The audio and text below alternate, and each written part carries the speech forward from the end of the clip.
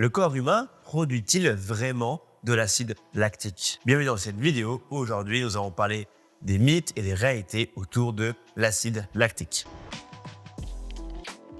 L'acide lactique et l'ion lactate sont ce qu'on appelle un couple acido-basique.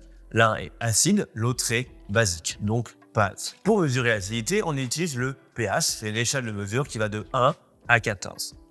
Dans notre cas, quand on est sur un pH à 3,9 ou moins, on est sur de l'acide lactique. Et si le pH est à 3,9 ou plus, on est du coup sur l'ion lactate. Dans une cellule musculaire, le pH avoisine entre 7 et parfois j'ai trouvé 6,1 au plus bas dans une étude. Ce qui rend donc la production d'acide lactique impossible. Votre corps produit donc du lactate. Au-delà du simple fait que le terme change, il faut se rappeler que l'acide lactique est un acide. Et si votre corps produisait autant d'acide, il y aurait quelques soucis à se faire. Voyons ce que ça implique niveau biochimie. Rassurez-vous, j'ai simplifié. L'ATP est une molécule qui stocke l'énergie. L'hydrolyse de l'ATP est une réaction chimique qui permet la libération d'énergie.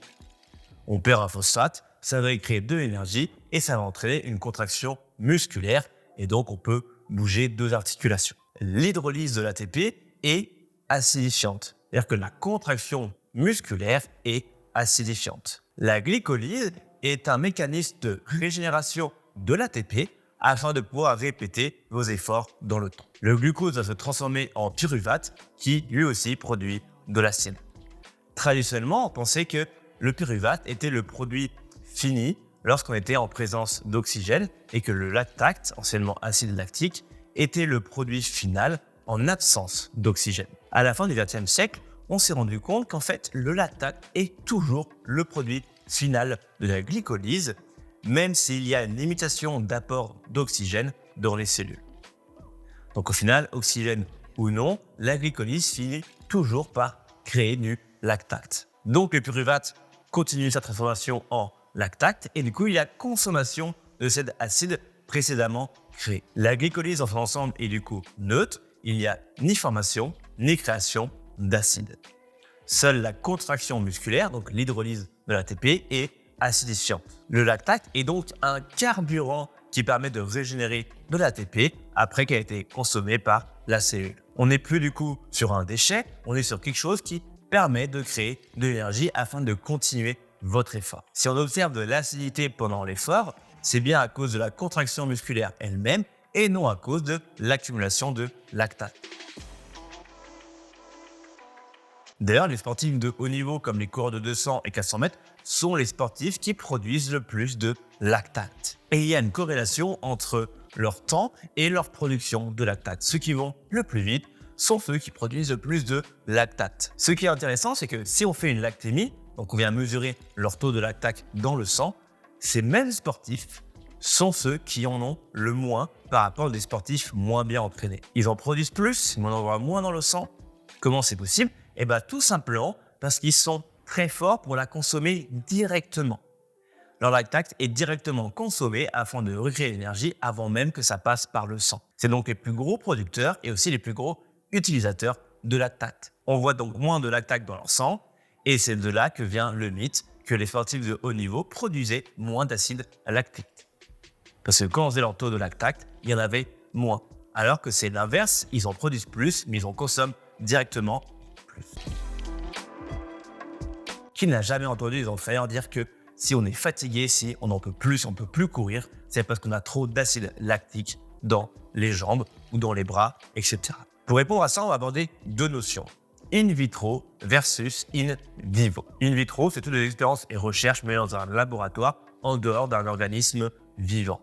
Par exemple, la culture de cellules est quelque chose d'in vitro. In vivo, à l'inverse, c'est tout ce qui est fait dans le corps humain, dans un corps humain vivant. In vitro, l'accumulation de l'acidité dans votre corps, donc la baisse du pH, viendrait inhiber l'enzyme régulatrice de la glycolyse.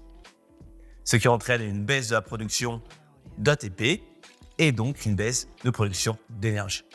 Ce qui par la suite entraînerait du coup l'arrêt de vos contractions musculaires et donc un arrêt fonctionnel. Cependant, cette baisse fonctionnelle liée à la baisse du pH ne résiste pas aux expériences in vivo. L'inhibition observée est partiellement levée lorsqu'on reproduit la même expérience in vivo, donc directement dans le corps humain. Il y a d'autres explications quant à la fatigue musculaire, mais l'accumulation de lactate n'en est pas une. Des crampes peuvent survenir parfois lorsqu'il y a une forte accumulation de lactate. Mais pour qu'il y ait une cause à effet, il faudrait qu'à chaque fois qu'il y ait production de lactate, il y ait crampes. Et heureusement, pour les athlètes, de coureurs de 200, 400, 800, nage de 100 mètres, 200 mètres, à chaque effort qu'ils produisent, ils ne sont pas en train d'avoir des crampes.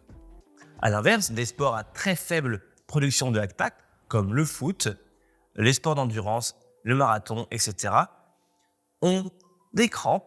Pourtant, leur sport demande très peu de production de lactate. De plus, il est possible d'avoir des crampes dans son sommeil, et là, je vous assure que la lactémie est au plus bas. En conséquence, les crampes n'ont aucune relation ni de près ni de loin avec le lactate.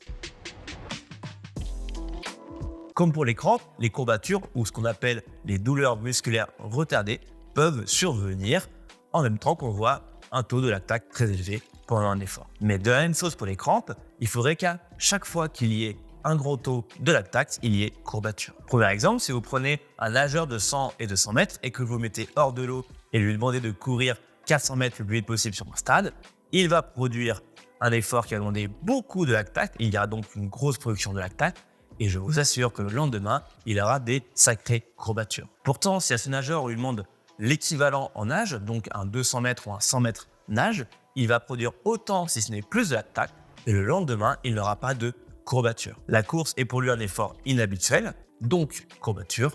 La nage est pour lui un effort habituel, donc pas de courbature, alors que dans les deux cas, il y avait une forte production de lactate. D'une façon générale, les courbatures ou les douleurs musculaires retardées interviennent systématiquement chez les sportifs de tout niveau lorsqu'ils produisent un effort intense, inhabituel.